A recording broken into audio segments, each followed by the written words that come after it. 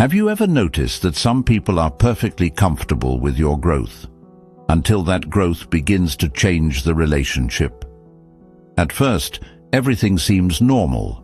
They support your goals, encourage your efforts, celebrate your small victories.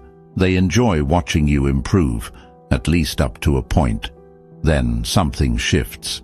You become more confident, more disciplined, more independent, more comfortable with yourself. And suddenly the atmosphere changes. The encouragement becomes weaker. The enthusiasm becomes quieter. The relationship begins feeling different, not because you've become arrogant, not because you've started looking down on anyone, but because you've crossed an invisible line. A line neither of you discussed, a line neither of you consciously agreed upon, yet somehow it was always there. Carl Jung believed that many human relationships operate through unconscious expectations, silent psychological agreements, unspoken roles, invisible dynamics.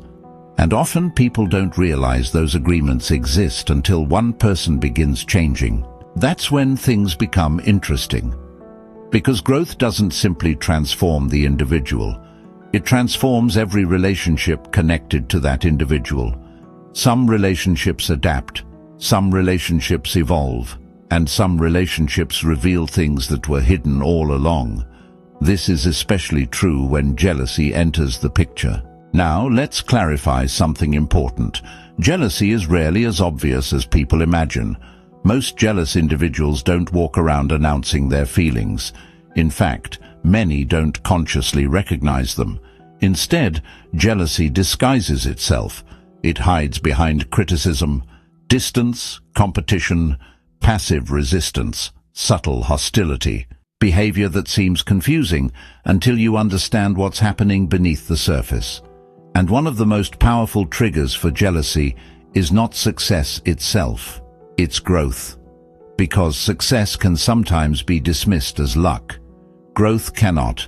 Growth is evidence of change, evidence of effort, evidence that a person is becoming someone different. And when that growth creates a gap between two people, uncomfortable emotions often emerge.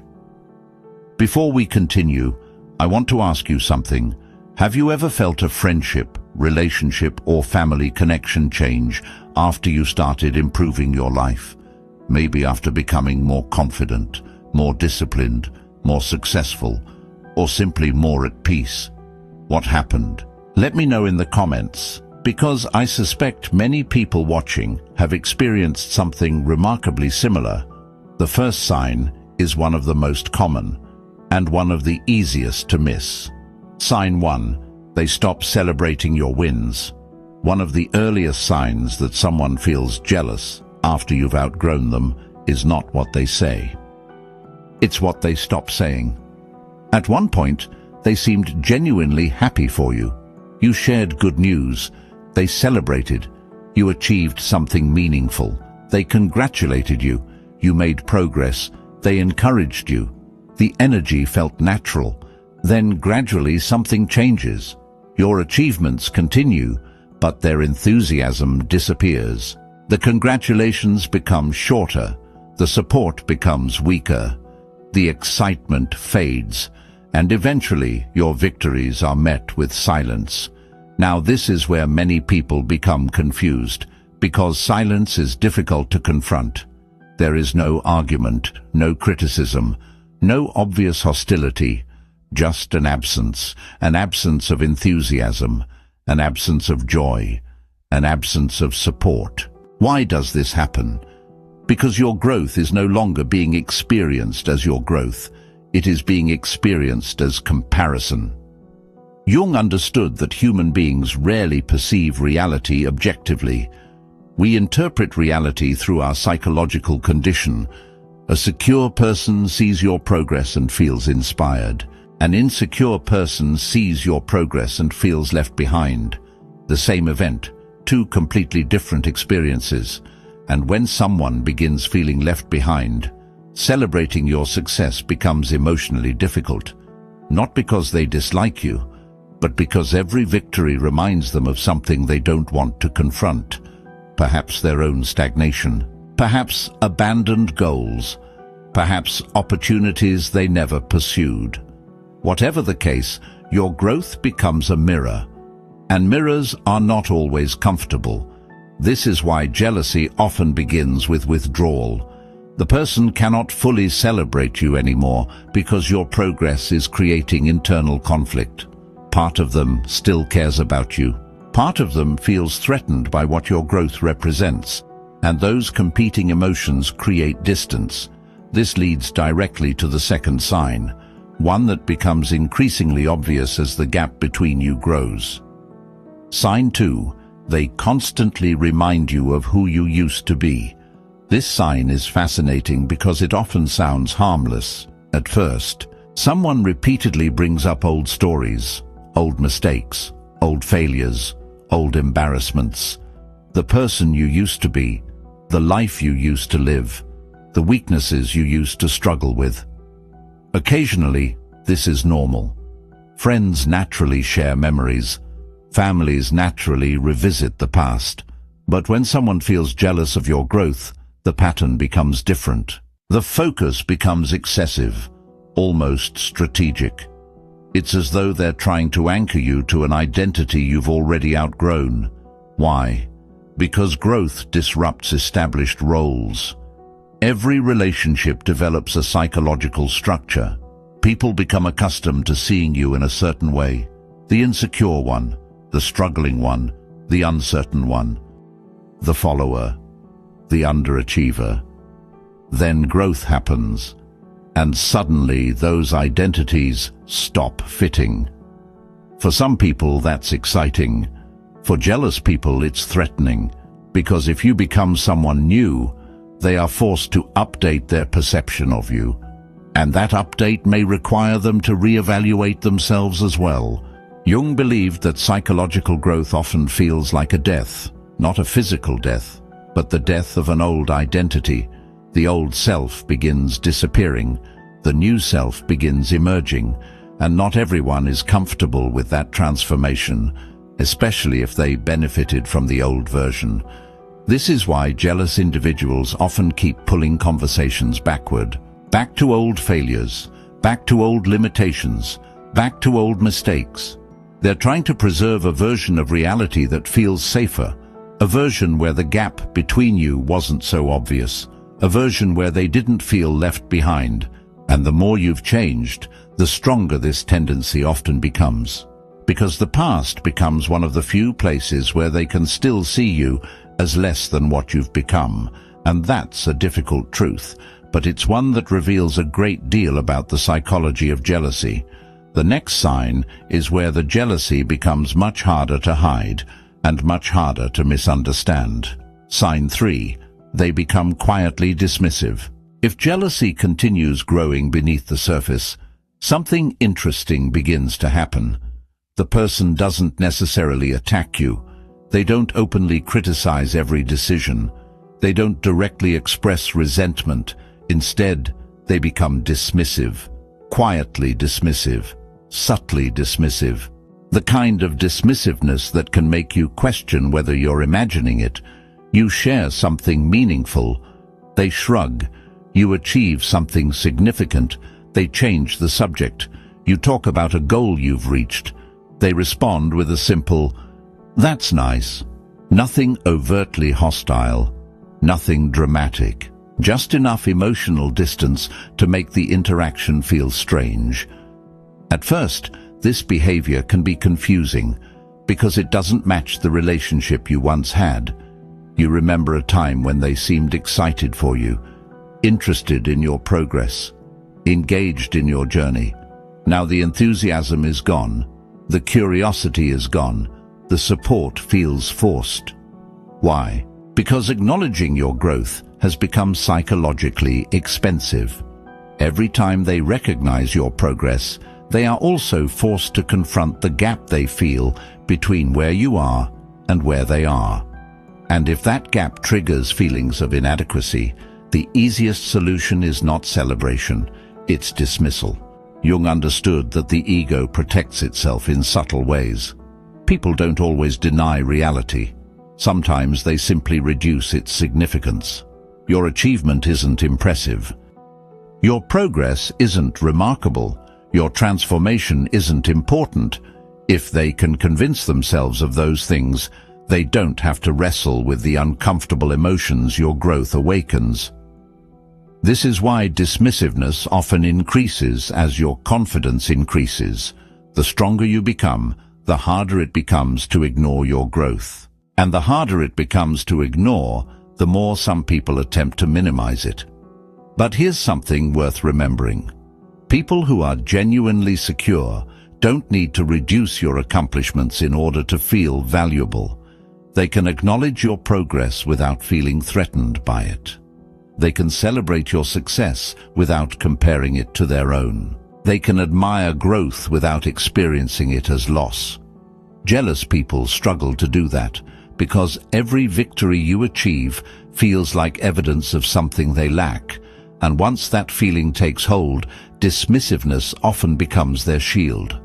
Unfortunately, it rarely stops there, because eventually jealousy wants something more active, which brings us to the next sign. Sign 4. They start competing in a game you never entered. This is one of the strangest experiences a person can have, because from your perspective, there is no competition. You're simply trying to improve your life. You're pursuing your goals, working on yourself, growing, learning, evolving. Yet somehow another person begins acting as though you've challenged them to a contest. Suddenly, every conversation feels different. Every achievement becomes a comparison. Every success becomes something they need to match or exceed. You mention a milestone. They mention a bigger one. You share an accomplishment.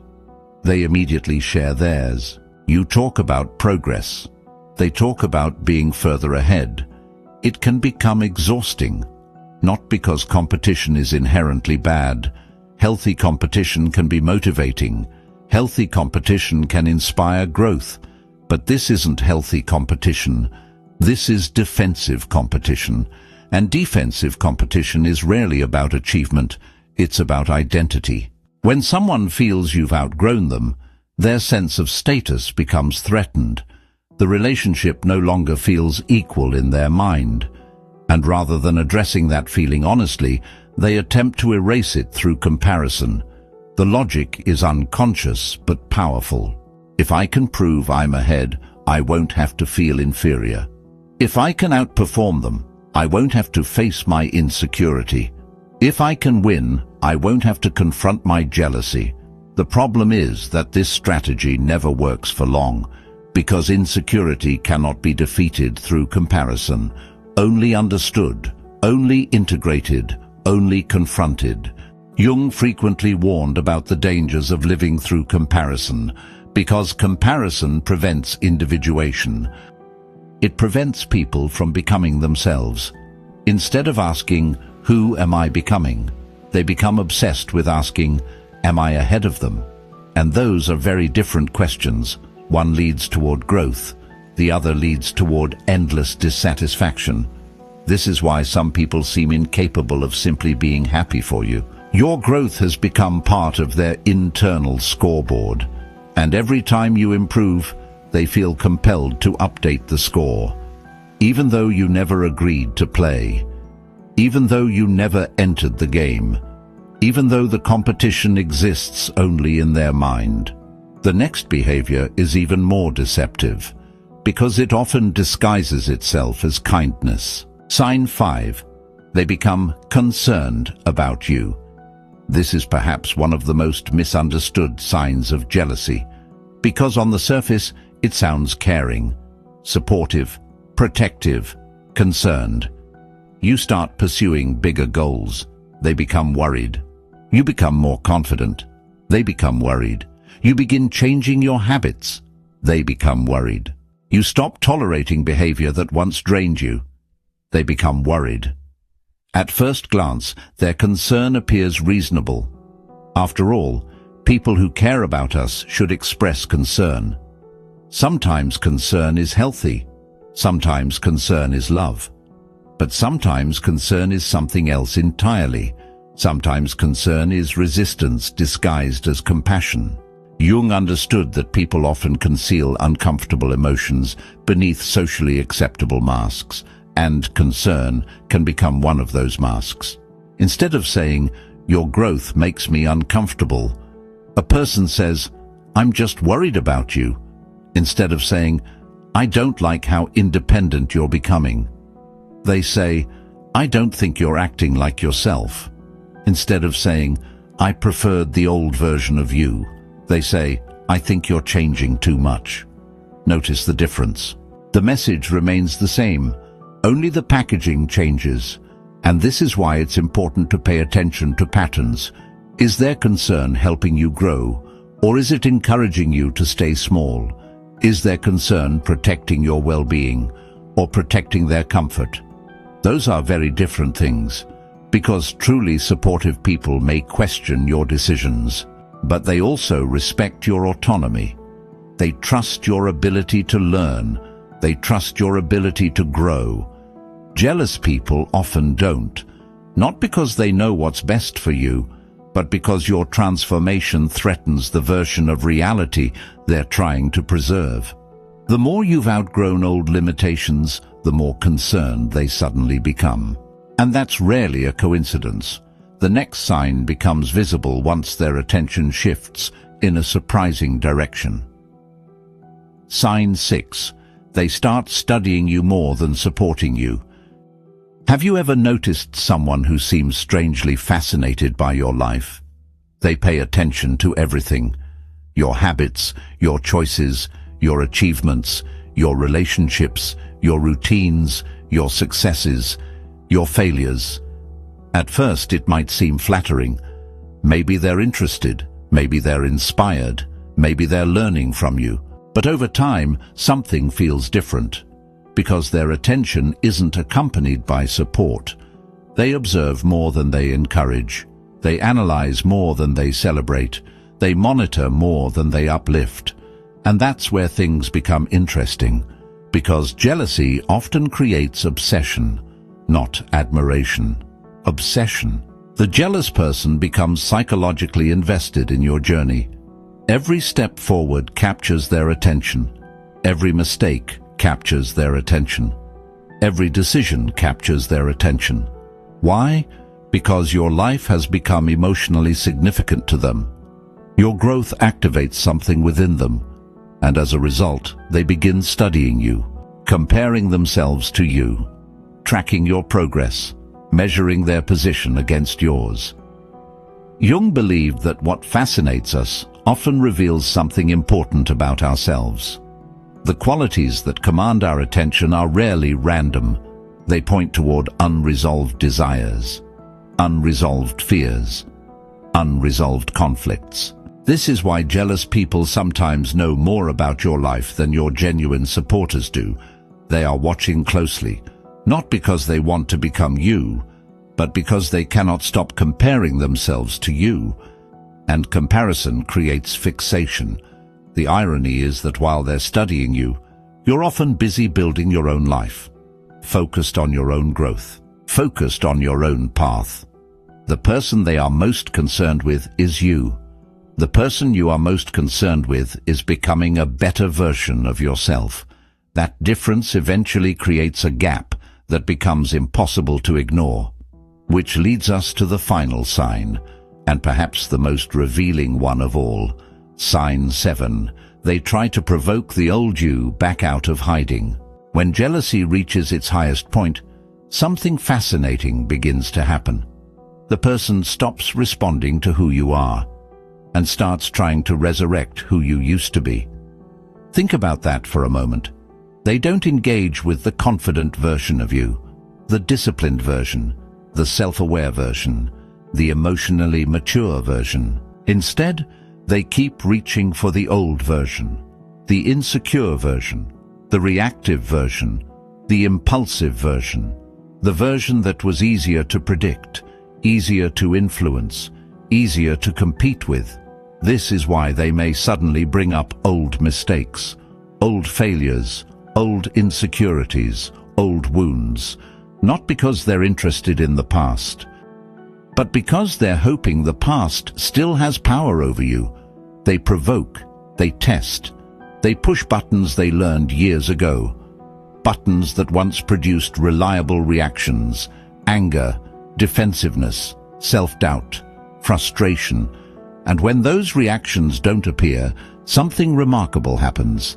Their frustration grows, because your transformation becomes undeniable. The old version isn't coming back. The role they understood no longer exists. The identity they compared themselves against no longer exists. The person they felt comfortable around no longer exists. And that's what makes your growth so threatening. It forces them to confront a reality they can no longer avoid. You've changed, you've evolved, you've moved forward. Jung often spoke about individuation as a process of becoming whole.